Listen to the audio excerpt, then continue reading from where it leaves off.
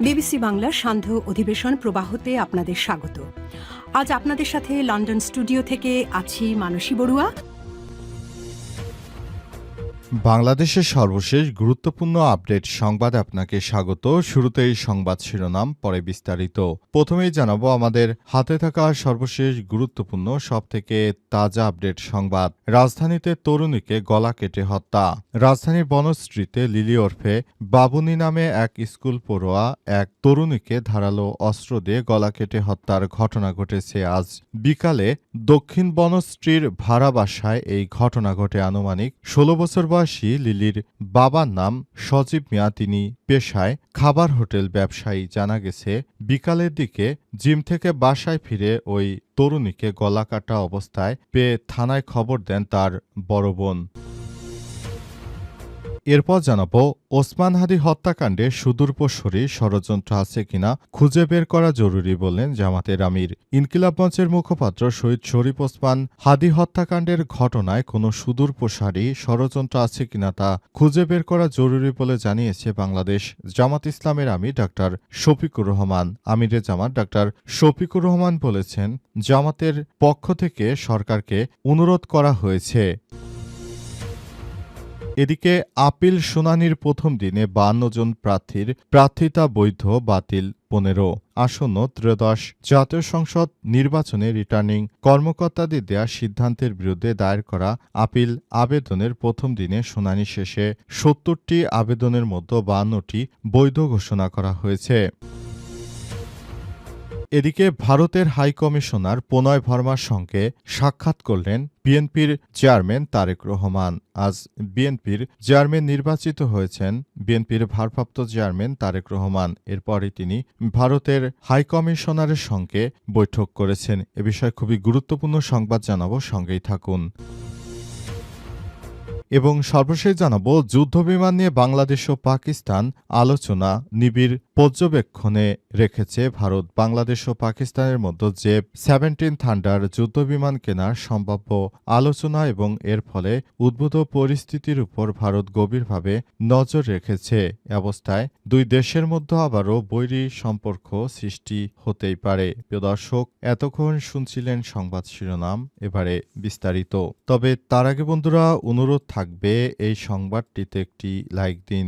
এই চ্যানেলে আপনি নতুন হয়ে থাকলে আমাদের সংবাদটি দেখতে দেখতে চ্যানেলটি সাবস্ক্রাইব করে রাখুন। কমেন্ট করে বন্ধুরা আপনার মূল্যবান মতামত জানিয়ে দিন আপনি বিশ্বের কোন দেশ থেকে বা বাংলাদেশের কোন স্থান থেকে আমাদের সংবাদটি দেখছেন এবং শুনছেন। আর বন্ধুরা, সংবাদটি আপনার সোশ্যাল মিডিয়া ফেসবুকে শেয়ার করে বন্ধুদেরও দেখার সুযোগ করে দিন। গাজা যুদ্ধে আপনি যদি নিরীহ ফিলিস্তিনিদের ভালোবেসে থাকেন, কমেন্টে ইয়েস লিখে বিশ্ববাসীকে জানিয়ে দিন। এবারে বিস্তারিত। রাজধানীতে তরুণীকে গলা কেটে হত্যা। রাজধানী বনশ্রীতে লিলি ওরফে বাবুনি নামের স্কুল পড়ুয়া এক তরুণীকে ধারালো অস্ত্র দিয়ে গলা কেটে হত্যার ঘটনা ঘটেছে আজ ১০ই জানুয়ারি দুপুর ২টা থেকে বিকাল ৪টার মধ্যে দক্ষিণ বনশ্রীর ভাড়া বাসায় এই ঘটনা ঘটে।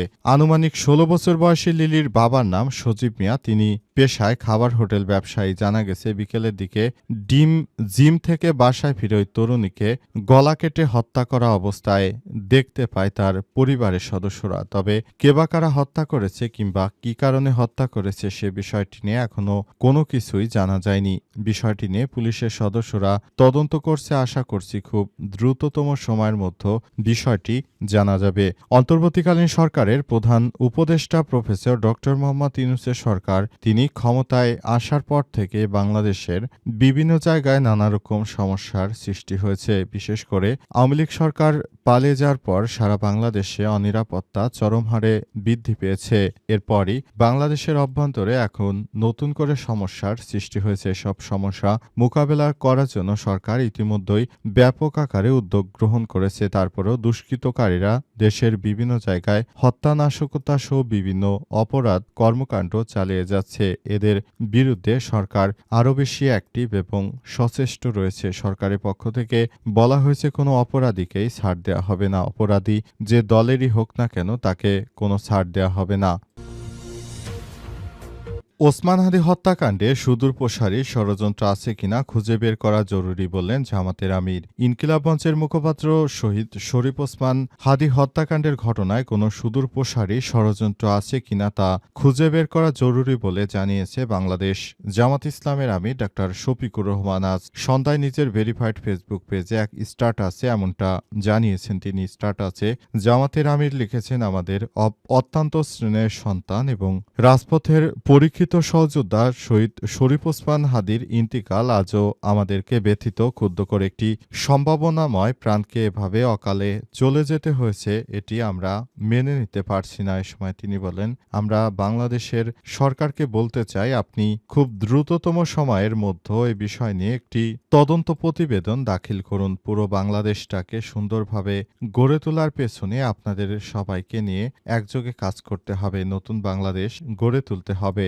যদি এভাবে আমাদের সহযোদ্ধারা অকালে ঝরে যায়, তাহলে আমাদের যে প্রত্যাশা ছিল সেই প্রত্যাশা কখনোই পূরণ হবে না। তাই আপনাদের বলবো, খুব দ্রুততম সময়ের মধ্যে হাদীকে যারা হত্যা করেছে তাদেরকে আপনারা কোনোভাবেই ছাড় দেবেন না। এসব বিষয় খুব দ্রুততম সময়ের মধ্যে আমরা সমাধান চাই, তা না হলে আবার দেশের অভ্যন্তরে নতুন করে কোনো অশনি সংকেত দেখা দিতে পারে। সেজন্য সবাইকে নিয়ে একটি নতুন বাংলাদেশ গড়ে তোলার ব্যাপারটি তিনি যোগ করেছেন। পাশাপাশি সবাইকে নিয়ে তিনি আগামীতে এই জুলাই হত্যাকাণ্ডের ঘটনায় দ্রুততম সময়ে ন্যায় বিচার চেয়ে দাবি জানিয়েছেন। এ সময় তিনি এই বিষয়গুলোকে সরকার যেন আর কালক্ষেপণ না করে সেসব বিষয় নিয়ে তিনি সরকারের কাছে আর্জিও জানিয়েছেন। তবে সরকারের পক্ষ থেকে সব বিষয় নিয়ে এখনো কোনো সিদ্ধান্তের কথা জানানো হয়নি। আপিল শুনানির প্রথম দিনে 52 প্রার্থীর প্রার্থিতা বৈধ, বাতিল 15। আসন্ন ত্রয়োদশ জাতীয় সংসদ নির্বাচনে রিটার্নিং কর্মকর্তাদের দেওয়া সিদ্ধান্তের বিরুদ্ধে দায়ের করা আপিল আবেদনের প্রথম দিনের শুনানি শেষে 70টি আবেদনের মধ্যে 52টি বৈধ ঘোষণা করা হয়েছে। এদিন 15টি মনোনয়নপত্র বাতিল করা হয়েছে এবং 3টি মনোনয়নপত্র স্থগিত রাখা হয়েছে। আজ সকাল 10টা থেকে রাজধানীর আগারগাঁওয়ে নির্বাচন ভবনের অডিটোরিয়াম বা বেসমেন্ট 2-এ নির্বাচন কমিশন ইসি সচিবালয়ের উদ্যোগে শুনানি অনুষ্ঠিত হয়। আজ 01 থেকে 70 নম্বর পর্যন্ত আপিল আবেদন শুনানি করা হয়েছে। ইসি সূত্র থেকে জানা গেছে, আপিল শুনানি পর্যায়ক্রমে চলবে। আগামীকাল রোববার 11 জানুয়ারি 71 থেকে 140, সোমবার 12 জানুয়ারি 141 থেকে 210, মঙ্গলবার 13 জানুয়ারি 211 থেকে 280, বুধবার 14 জানুয়ারি 281 থেকে 350, বৃহস্পতিবার 15 জানুয়ারি 351 থেকে 420, শুক্রবার 16 জানুয়ারি 421 থেকে 490, শনিবার 17 জানুয়ারি 491 থেকে 560 এবং রোববার 18 জানুয়ারি 561 নম্বর থেকে অবশিষ্ট সব আপিলের শুনানি অনুষ্ঠিত হবে এবং এই শুনানির ব্যাপারটি সবাইকে দ্রুততম সময়ের মধ্যে জানিয়ে দেওয়া হবে বলে নির্বাচন কমিশনের পক্ষ থেকে বিষয়টি নিশ্চিত করা হয়েছে। তারেক রহমানের সঙ্গে ভারতের হাই কমিশনারের বৈঠক। প্রথমবারের মতো বিএনপির চেয়ারপারসন তারেক রহমানের সঙ্গে বৈঠক করেছেন ভারতের হাই কমিশনার প্রণয় ভার্মা। আজ বিকেলে গুলশানে বিএনপির চেয়ারপারসনের রাজনৈতিক কার্যালয়ে এই বৈঠক অনুষ্ঠিত হয়। এছাড়াও একই দিন বিএনপির নবনির্বাচিত চেয়ারম্যান তারেক রহমানের সঙ্গে বৈঠক করেছেন ইউরোপীয় ইউনিয়ন ইউ হাই কমিশনার এবং তুরস্ক মিশরের রাষ্ট্রদূত। পৃথক এসব বৈঠকে আসন্ন ত্রয়োদশ জাতীয় সংসদ নির্বাচন ছাড়াও সমসাময়িক রাজনৈতিক প্রেক্ষাপট নিয়ে আলোচনা হয় বলে জানিয়েছে বিএনপির হাইকমান্ড। এদিকে শনিবার গুলশান কার্যালয়ে তারেক রহমানের সঙ্গে সৌজন্য সাক্ষাৎ করেছেন বিএনপির যুগপৎ আন্দোলনের শরিক দল জমিয়তে উলামায়ে ইসলামের নেতারা। সেই সঙ্গে একই দিন বিএনপির নবনির্বাচিত চেয়ারম্যানের সঙ্গে সাক্ষাৎ করেন মরহুম ফজলুল হক আমিনীর দল ইসলামী ঐক্য জোটের নেতারাও। সৌজন্য সাক্ষাৎ শেষে জমিয়তে উলামায়ে ইসলামের নেতারা জানিয়েছেন, নির্বাচনী আসনে বিদ্রোহী প্রার্থী নিয়ে যে কোনো ধরনের সমস্যার সমাধান সহযোগিতার আশ্বাস দিয়েছেন বিএনপির নবনির্বাচিত চেয়ারম্যান তারেক রহমান। অন্যদিকে ধানের শীষকে বিজয় করতে দলীয় সর্বোচ্চ শক্তি